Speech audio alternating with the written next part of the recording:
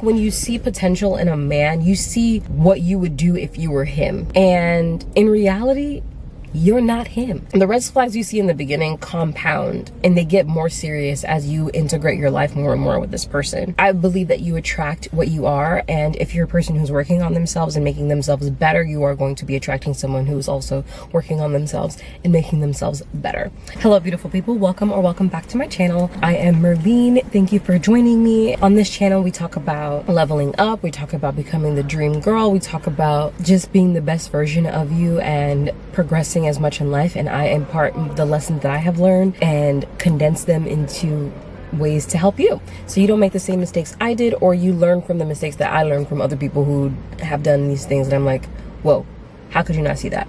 So today I want to talk about dating red flags, and I'm actually going to do a two-part series to this. Maybe I'll add more parts as time goes on. There's a piece of hair. But for part one, I want to talk about dating red flags, as in like the red flags that men possess, and for part two it's going to be the red flags that you possess. So let's get into it. I was out in the art district of Miami and a guy approached me, and the conversation was a little bit strange because when we first started talking, he was trying to manipulate me by answering questions how he thought I wanted them to be answered. So basically, he had asked me, do I have any children? And I was like, no, I don't have any children. And then I repeated the question to him, and he was like, will my answer change the way you feel about me? And I'm like, first of all, I don't feel anything toward you. I just met you 2 minutes ago, for one. And for two, you're already showing me that you're a liar because you're trying to manipulate your answer to give me the answer that you think I want. And he said that at least 3 times throughout the conversation. That's why I knew it was a done deal. He asked me about like my parents, are they still married? I was like, yes, they are. And he said the same thing again, like, if would my answer change the way you feel about me, because he's like a child of foster care, so he has like a lot of trauma, more than likely.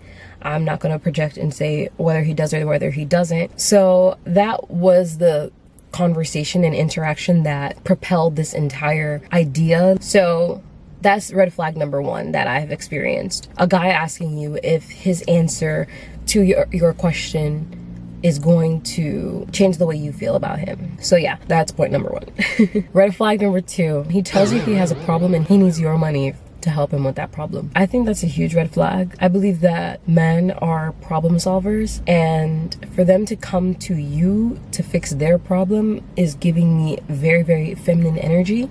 If you are a woman who desires to rest in her femininity, which you probably are if you're on my channel, because that is one of the things I value and one of the things I talk about. A guy being like, oh, I need you to send me $50 to fix my tire or something is, I would gag. That's disgusting. I'm so sorry. It's like, if you're dating, it's initial dating stages and he's trying to ask you for money, that is a red flag, and that is a test to see how much you value yourself. If you think that you need to prove yourself to a man, prove yourself worthy to a man by giving him money, he's testing you to see if you need to prove yourself to him, if you feel like you are worthy of just sitting there and receiving in your feminine energy. Because obviously you can help, you can pay for things like a date or buy him dinner, or that was the same thing, buy him flowers or a gift randomly, whatever. But for him to like need your money to fix a problem, like, oh, I'm late on rent, can you give me money? I would be disgusted.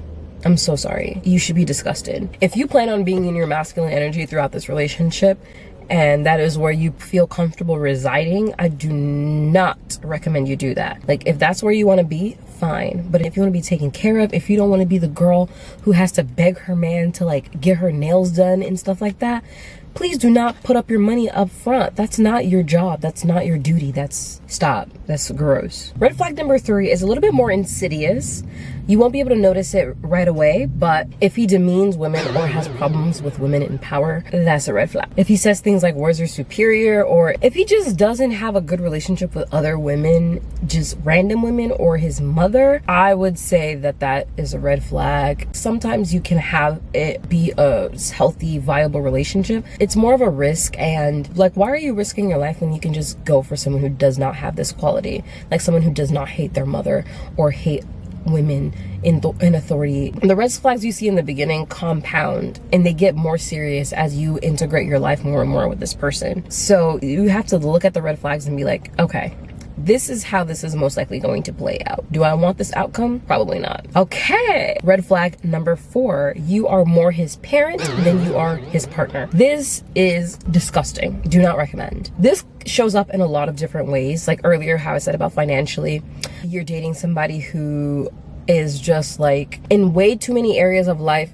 incompetent and doing it like in the most inefficient way possible. If you have to create a resume for your partner, if you have to send out job applications for your partner, if you have to tell them to stop playing video games all day, if you have to tell them to go get sunlight, if you have to do all of that, you are more their parent than you are their partner. And at some point when you actually have children, say you have 1 or 2 children, you're gonna feel like you have 2 or 3 children. You don't want that situation. And it shows up in insidious ways in the beginning. Like I said earlier, like encouraging them to a point where it's like, okay, I think I'm doing too much motivating you and not enough, I'm not seeing enough action. If you feel more like his parent than you feel like his partner, that's a red flag and you need to go, because it's only going to get amplified when you actually get married, add actual children to the equation. Please just learn from the mistakes of others. Don't make the mistake yourself. Red flag number, I don't even know what number we're on. Dating for potential is for women that are between the ages of like 18 and 23. Like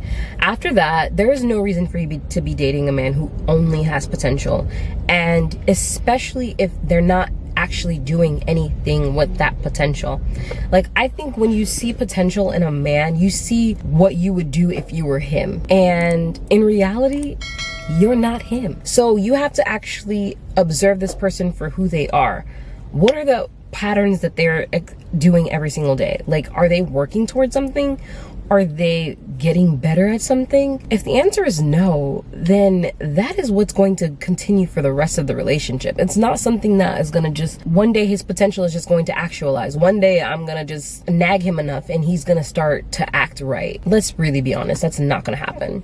And if it does happen, once he goes from zero money to some money, he is going to want to find people who have never seen him broke, who didn't have to push him along and give him a pat on the back every 5 seconds, because you remind him of that stage of life where he was broke and didn't have anything. So now he's gonna go get his dream woman that like has never seen him that way, who has only known him as a provider, someone who spoils her, someone who gets shit done, you know? If he only has potential, that's a red flag. Get out of there. This next red flag is more like he's just not that into you. If you are the one constantly reaching out to hang out, to go on a date, to do anything, yeah, that's a red flag. He doesn't like you. Like, I would give it an 80-20 rule. Like 80% of the time, he's the one reaching out. 80% of the time, he's the one wanting to meet up with you, wanting to talk to you, wanting to know how your day is. And if you're the 80 as the woman, cut it out. Cut it out. He's not that into you, and he's going to make you suffer. He's going to make you work for his love for the rest of your relationship. And you don't want to do that. You want to sit pretty in your feminine. You want a guy who's constantly after you, who's like, oh my God, babe, you're my girl. You're the dream girl. You're mine. You don't want one that you have to like be coercing and convincing to like talk to you. No. Stop. And the last red flag that I want to talk about today is he doesn't keep his word. So you want a guy who keeps his word. Like a great way to test this is to ask for something small in the beginning, or mention something that you need in the beginning. Let him offer it to you. If he doesn't offer, that's already a red flag. Gotta go. But let him offer it to you and see if and when he gets it done, so that you could be able to determine whether or not this is a person that keeps their word. When you can't trust a man's word to you, especially your man, if you're in a relationship with him, it causes your nervous system to just be out of whack, because you don't believe that he's actually going to do what he says he's going to do. Like if he says he's going to take out the trash, you're not actually believing it. Like you're like, maybe he won't. But if you have full and total trust in this person, that is when your relationship thrives. If you're not constantly looking over your shoulder trying to micromanage if he's going to do something for you, then that is when you live in relationship harmony, relationship bliss. And the way to determine whether or not you're going to get that is by looking during the dating phase, being like, does this person keep their word? Does this person say what they're gonna do and mean what they're gonna say? Not just to you, but everywhere. Like, is their word their bond? Do they actually take their word seriously? I think it's extremely important for women to be in relationships with men who keep their word, because it keeps you safe. It makes you feel happy and healthy. Like, you feel good in the relationship because you know that what he says he's going to get done is going to get done. Like, you don't have to worry about that. Like, my man got this. You know, who doesn't want to be able to say that about their partner? All right, so those are the red flags that I want to talk about. These are from the men's side, from your partner's side. So if he's exuding any of these things, I highly urge you to take some inventory on the relationship and figure out if this is where you want to be. Make the better decision for your future self, because she is going to thank you, or she's going to either she's going to be mad at you, and you're going to be having to forgive her for making this dumbass decision by being with this dumbass man, or you're going to be super happy that you got out and you found the person who gave you everything you wanted and more, because you believe that you are worthy of it, because you believe you deserve it. All right, later. Also, if you haven't already, please subscribe to this channel, especially if you made it this far. Like, come on, I really think that you and I, like, we're cool right now. Like, we're besties. Subscribe. Give me a little subscribe, give me a little follow, give me a little thumbs up. Thank you so much for watching. Later.